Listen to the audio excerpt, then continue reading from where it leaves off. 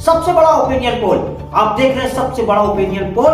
और उत्तर प्रदेश सबसे बड़ा राज्य है। यहां पर उत्तर प्रदेश में भारतीय जनता पार्टी को 80 में, दिल्ली में 7 में से 7 सीट दिल्ली में है, 7 में से 7 सीट भारतीय जनता पार्टी के खाते में जाती हुई दिख रही है। जबकि यहां पर भी हरियाणा में भी मोदी मैजिक का जादू चल रहा है।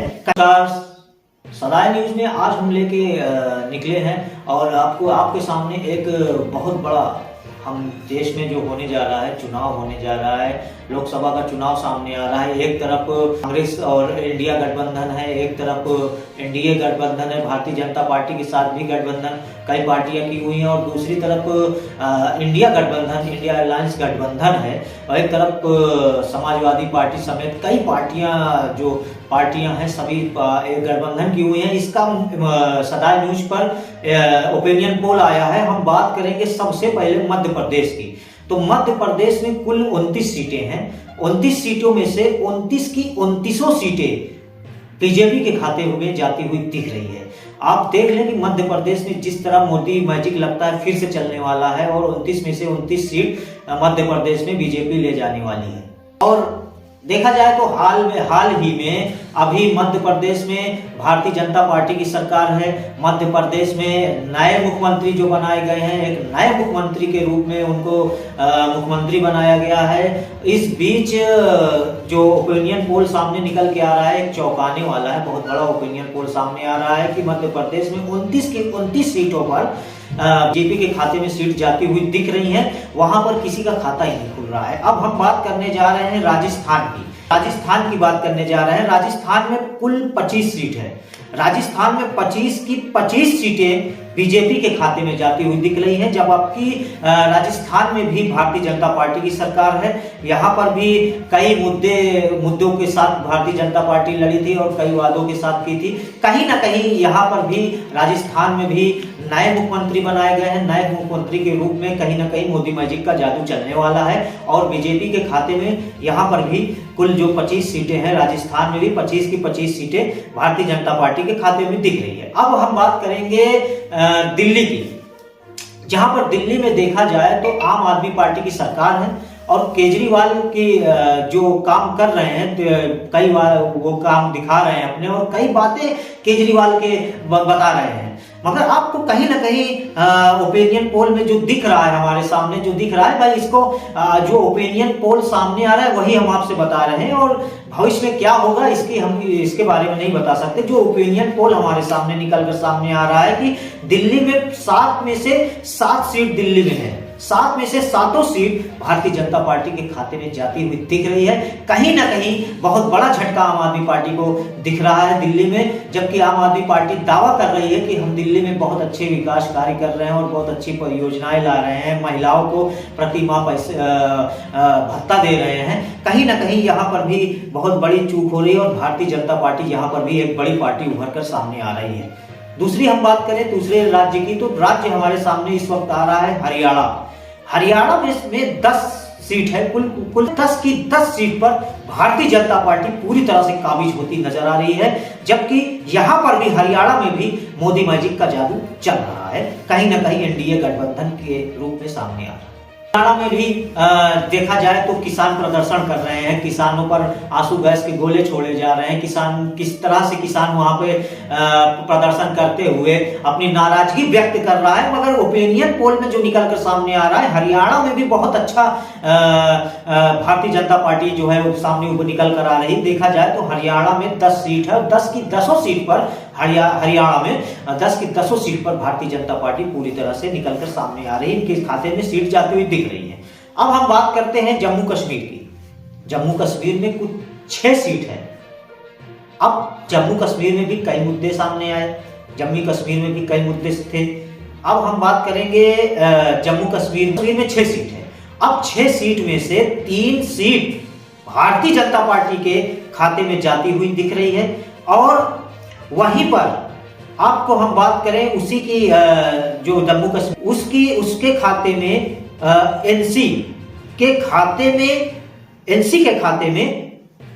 3 सीट जाती हुई दिख रही है। यहां पर भी भारतीय जनता पार्टी 3 सीट वहां पर बाजी मार रही है, और 3 सीट एनसी के खाते में जा रही है। अब आपको इसी तरह हम बात करेंगे उड़ीसा की।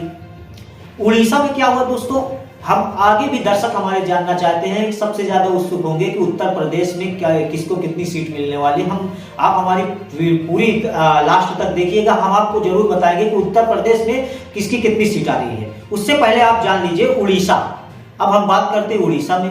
उड़ीसा में कुल 21 सीट है, यानी 21 सीट उड़ीसा में है और बीजेपी के खाते में 10 सीट जाती हुई दिख रही है। वहीं बात करें तो 11 सीट अन्य के खाते में जाती दिख रही है और बीजेपी के खाते में, भारतीय जनता पार्टी के खाते में, एनडीए गठबंधन के खाते में कुल 10 सीट जाती हुई दिख रही है। यहां पर भी बहुत बड़ा प्रदर्शन कर रही है भारतीय जनता पार्टी और देखा जाए कहीं ना कहीं आपके उड़ीसा में भी भारतीय जनता पार्टी बहुत अच्छे काम कर रही है। अब हम बात करेंगे छत्तीसगढ़ की। देखी जाए तो छत्तीसगढ़ में कुल 11 सीट है। छत्तीसगढ़ में 11 सीट है और 11 में से 10 सीट बीजेपी के खाते में जाती हुई दिख रही है। हम आपको वही बात बता रहे हैं जो ओपिनियन पोल में सामने निकल कर आ रहा है।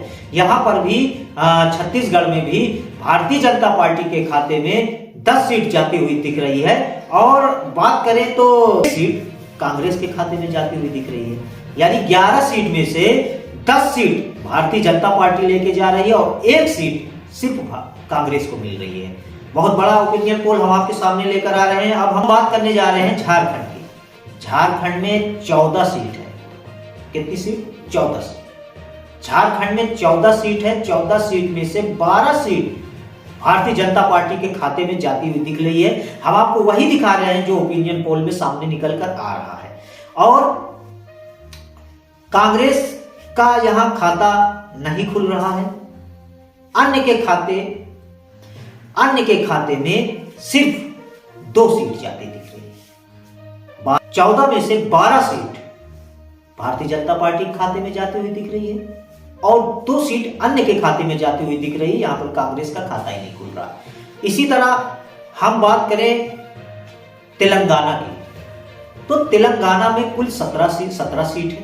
17 में से 5 सीट भारतीय जनता पार्टी के खाते में जाती हुई दिख रही है और अन्य के खाते में देखा जाए तो 3 सीट जाती हुई दिख रही है अन्य के खाते में। तो ये बहुत बड़ा ओपिनियन पोल है तेलंगाना का। उसाना में MIM पार्टी जो सामने आई है असदुद्दीन ओवैसी जी की, इनकी पार्टी में 1 सीट जाती हुई दिख रही है। तेलंगाना में भी भारतीय जनता पार्टी बहुत बड़ा योगदान कर रही है। यानी बहुत। हम बात करें तो केरल की। केरल में कुल 20 सीट है और 20 में से केरल में UDF को 11 सीट, LDF को 6 सीट और भारतीय जनता पार्टी को 3 सीट यहां पर मिल रही है और यहां पर कांग्रेस का खाता ही नहीं खुल रहा है। केरल की बात हम करते हैं। अब वहीं पर आ जाइए तमिलनाडु। तमिलनाडु में कुल 40 सीट है। 40 में से 20 सीट DMK को जाती हुई दिख रही है। उसके बाद बात की जाए तो 6 सीट कांग्रेस को, 5 सीट भारतीय जनता पार्टी को और 9 सीट अन्य के खाते में जाती हुई दिख रही है। तो ये था ओपिनियन पोल तमिलनाडु का। अब हम बात करने जा रहे हैं हिमाचल प्रदेश की। हिमाचल प्रदेश में 4 सीट है। 4 में से 4 सीट भारतीय जनता पार्टी के खाते में जाती हुई दिख रही है। हिमाचल प्रदेश में भी बहुत अच्छा प्रदर्शन भारतीय जनता पार्टी कर रही है। अब यहीं पर हम बात करें तो असम की। असम में 14 सीट है। असम में कुल 14 सीट है। 14 में से 10 सीट भारतीय जनता पार्टी के खाते में जाती हुई दिख रही है। हम आपको वही दिखा रहे हैं जो ओपिनियन पोल में है। तो असम में बहुत अच्छा प्रदर्शन भारतीय जनता पार्टी कर रही है। 1 सीट कांग्रेस के खाते में जाती हुई दिख रही है। उसके बाद अन्य के खाते में बाकी सीट अन्य के खाते में जाती हुई दिख रही है। तो असम की बात हम कर रहे थे। असम के बाद हम बात करेंगे गोवा की। गोवा में कुल 2 सीट है, गोवा में कुल 2 सीट है और 2 में से 2 सीट भारतीय जनता पार्टी के खाते में जाती हुई दिख रही है। यहां पर गोवा में देखा जाए तो बहुत अच्छा प्रदर्शन कर रहा है, भारतीय जनता पार्टी बहुत अच्छी प्रदर्शन करने जा रही है और गोवा में किसी का खाता नहीं खुल रहा है और भारतीय जनता पार्टी गोवा में भी पूरी 2 में से 2 सीट लेके जा रही है। अब यहीं पर हम बात करें तो पश्चिम बंगाल में 42 सीट है और यहाँ तृणमूल का बोलबाला है। तृणमूल जो बात की जाए तो पश्चिम बंगाल में तृणमूल एक बहुत बड़ी पार्टी और तृणमूल की सरकार भी है। यहाँ पर देखा जाए तो पश्चिम बंगाल में कुल 42 सीट है और 42 सीट में से 21 सीट तृणमूल के खाते में जाती हुई दिख रही है और भारतीय जनता पार्टी के खाते में 20 सीट जाती दिख रही। कांग्रेस को 1 सीट मिल रही है। यहां पर कांग्रेस को 1 सीट और तृणमूल बहुत अच्छा प्रदर्शन कर रही है क्योंकि तृणमूल की सरकार है वहां पर, और भारतीय जनता पार्टी को 20 सीट मिल रही। फिर भी भारतीय जनता पार्टी को काफी अच्छा फायदा पश्चिम बंगाल में दिख रहा है। हम बात करें बिहार की, बिहार में भी बहुत अच्छा है। अभी निकाले थे, अभी लालू प्रसाद यादव और उनके सभी परिवार के लोग और वहां पर अखिलेश यादव भी गए। वहां पे एक बहुत बड़ी रैली की गई जिसमें जनता सामने निकल के आई। वहां पर जो है तेजस्वी यादव रोड शो भी किए, काफी जनता इनको लाइक की। मगर बिहार में देखा जाए कहीं ना कहीं ओपिनियन पोल में कुछ अलग ही नजर आ रहा है। बिहार में कुल 40 सीट है और 40 में से 17 सीट भारतीय जनता पार्टी के खाते में जाती हुई दिख रही है। ऐसा क्यों? अब कहीं ना कहीं जनता के बीच में कुछ है, मोदी मैजिक चलने वाला है बिहार में भी देखा जाए तो। और 12 सीट आपको हम बता दें, 12 सीट जेडीयू के खाते में जाती हुई दिख रही है और आरजेडी 4 सीट। और वहां पर बात की जाए तो कांग्रेस के खाते में 1 सीट जाती हुई दिख रही है और दूसरी अन्य के खाते में यहां पर 6 सीट जाती हुई दिख रही है। जहां पर देखा जाए तो भारतीय जनता पार्टी बिहार में भी बहुत अच्छा प्रदर्शन करने जा रही है। अब वहीं पर हम बात करें महाराष्ट्र की, तो महाराष्ट्र में कुल 48 सीट है। महाराष्ट्र में कुल 48 सीट है। 48 में से 25 सीट बीजेपी के खाते में जाती हुई दिख रही है। और उधर बात करें शिवसेना की, उद्धव ठाकरे की पार्टी की, तो उद्धव ठाकरे की पार्टी को, शिवसेना को 8 सीट जाते दिख रही है। शिंदे गुट की पार्टी में 6 सीट जाती दिख रही है। एनसीपी के जो अजित पवार की पार्टी है, एनसीपी की पार्टी में, एनसीपी के पाले में 4 सीट जाती दिख रही है। वहीं पर बात की जाए तो वहां पे शरद पवार की भी एक पार्टी है। शरद पवार की पार्टी में 3 सीट जाती हुई दिख रही है और कांग्रेस को वहां पर भी झटका लग रहा है, बहुत बड़ा झटका लग रहा है। कांग्रेस के खाते में सिर्फ 2 सीट जाती हुई दिख रही है। ये महाराष्ट्र का ओपिनियन पोल था। महाराष्ट्र में सिर्फ और सिर्फ कांग्रेस को 2 सीट मिल रही है। यहाँ पर भी कांग्रेस का जो है खाता नहीं खुल रहा है। यहाँ पर भी कांग्रेस को सिर्फ 2 सीट मिल रही है और कांग्रेस का खाता खुल रहा है सिर्फ 2 सीट के साथ। यहाँ पर भी अच्छा प्रदर्शन भारतीय जनता पार्टी करने जा रही है। अब लास्ट में हम बात करेंगे सबसे बड़ा प्रदेश, भारत का सबसे बड़ा प्रदेश उत्तर प्रदेश की। तो उत्तर प्रदेश में हम बात करें तो उत्तर प्रदेश में कुल 80 सीट है। उत्तर प्रदेश में कुल 80 सीट है, जहां एक तरफ समाजवादी पार्टी समेत कांग्रेस पार्टी का गठबंधन हो गया है। कांग्रेस पार्टी समाजवादी पार्टी से, और एनडीए, एक तरफ एनडीए गठबंधन है और एक तरफ योगी आदित्यनाथ प्रदेश के मुख्यमंत्री हैं और योगी आदित्यनाथ जो कार्य कर रहे हैं कहीं ना कहीं प्रदेश में बहुत अच्छा उसका असर होने जा रहा है। ओपिनियन पोल जो सामने निकल के आ रहा है, यहाँ पर उत्तर प्रदेश में 80 सीट है और 80 सीट में से 74 सीट, सबसे बड़ा ओपिनियन पोल आप देख रहे हैं, सबसे बड़ा ओपिनियन पोल। और उत्तर प्रदेश सबसे बड़ा राज्य है। यहाँ पर उत्तर प्रदेश में भारतीय जनता पार्टी को 80 में से 74 सीट मिल रही है। बहुत बड़ा ओपिनियन पोल।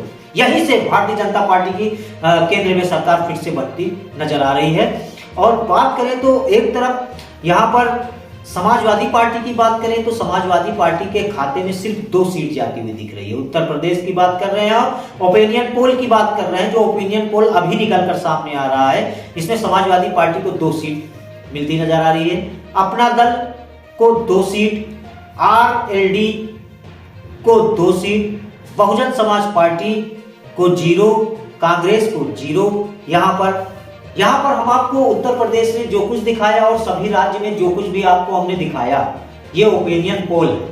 ओपिनियन पोल में जो सामने निकल कर आया, जो मीडिया दिखा रही है, जो हम आपको दिखा रहे हैं, ये एक ओपिनियन पोल है। सबसे बड़ी बात हम बात करने जा रहे हैं उत्तर प्रदेश के जिला कौशाम्बी। कौशाम्बी में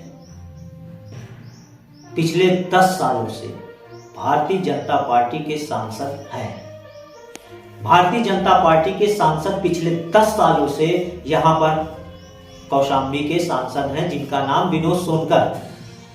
देखा जाए तो 10 सालों में जनता का जिस तरह यहां पर कौशाम्बी में ओपिनियन पोल निकल के आ रहा है, कौशाम्बी की जो स्थिति सामने नजर आ रही है, कहीं ना कहीं जनता विश्वास नहीं कर रही है और विनोद सोनकर जी को पसंद नहीं कर रही है। अब यहीं पर देखा जाए तो अगर यहां पर बात की जाए तो विधानसभा में यहां पे 3 सीट है और 3 की तीनों सीट पर समाजवादी पार्टी का कब्जा है। यहां पे सिराथू की बात कर ले तो पल्लवी पटेल जी विधायक हैं।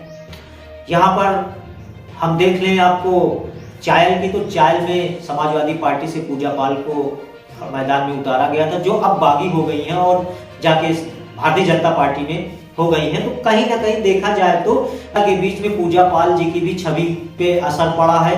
जनता का विश्वास पूजा पाल ने तोड़कर और बागी हो गई। तो मंठनपुर सीट से इंद्रजीत सरोज जो कैबिनेट मंत्री भी रह चुके हैं और बहुत बड़ा वर्चस्व है, और पूरे कौशाम्बी में बात की जाए तो इंद्रजीत सरोज ने जितना विकास किया आज तक उतना विकास किसी ने नहीं किया, ये दावा है। कौशाम्बी जिला को कौशाम्बी करवाने में सबसे बड़ा उनका योगदान रहा है बहन जी की सरकार में। यहां पर देखा जाए तो इंद्रजीत सरोज मंझनपुर से विकासखंड से मंझनपुर से है विधायक, पूजा पाल हो गई 3 की 3 सीट पर। अब यहां पे देखा जाए तो जनता का ओपिनियन पोल जो सामने निकल कर आ रहा है, अगर यहां पर समाजवादी पार्टी का सांसद सामने आता है और समाजवादी पार्टी अपना मैदान से कौशाम्बी में मैदान से अगर समाजवादी पार्टी अपने कैंडिडेट को यहां पर मैदान से उतारती है तो कौशाम्बी में समाजवादी पार्टी बाजी मारती हुई दिख रही है। जबकि उत्तर प्रदेश के उप मुख्यमंत्री केशव प्रसाद मौर्य जी का यह गृह जनपद है और अपने गृह जनपद सिराथू से वो चुनाव भी लड़ चुके हैं। चुनाव में पल्लवी पटेल जी उनके सामने चुनाव लड़ी और पल्लवी पटेल सिराथू से जीत कर आई। वहीं पर देखा जाए तो कौशाम्बी में गृह जनपद केशव प्रसाद मौर्य जी का है और कहीं ना कहीं कौशाम्बी की जनता नाखुश दिख रही है, क्योंकि कौशाम्बी में जिस तरह से विकास देखा जाए तो पिछले 10 वर्षों में जनता के कहने के मुताबिक विकास नहीं हो पाया। तो बहुत बड़ा सामने ओपिनियन पोल यहाँ का भी सामने नजर आ रहा है। कहीं ना कहीं जनता के लाइक नहीं कर रही है और समाजवादी पार्टी अगर यहाँ पे अपना प्रत्याशी मैदान में उतारती है तो समाजवादी पार्टी की जीत तय है। अब हम बात करने जा रहे हैं कि कुल 543 सीट है। 543 सीट लोकसभा में 378 seat Bharatiya Janata party, 378 seat NDA गठबंधन, भारतीय जनता पार्टी एनडीए गठबंधन जो हुआ है 378 सीट एनडीए के खाते में जाती हुई दिख रही है। और दूसरी तरफ 98 सीट इंडिया गठबंधन के खाते में जाती हुई दिख रही है। बाकी 67 सीट अन्य के खाते में जाती हुई दिख रही है। यानी कि ओपिनियन पोल में सब सामने ये है कि कहीं ना कहीं फिर से मोदी मैजिक चल रहा है, फिर से एनडीए गठबंधन का जादू चलने वाला है और केंद्र में ओपिनियन पोल के हिसाब से केंद्र में फिर से एक बार नरेंद्र मोदी जी प्रधानमंत्री बनने वाले। बने रहे ऐसी लेटेस्ट और खबरों के लिए सदा न्यूज में। नमस्कार, आदाब।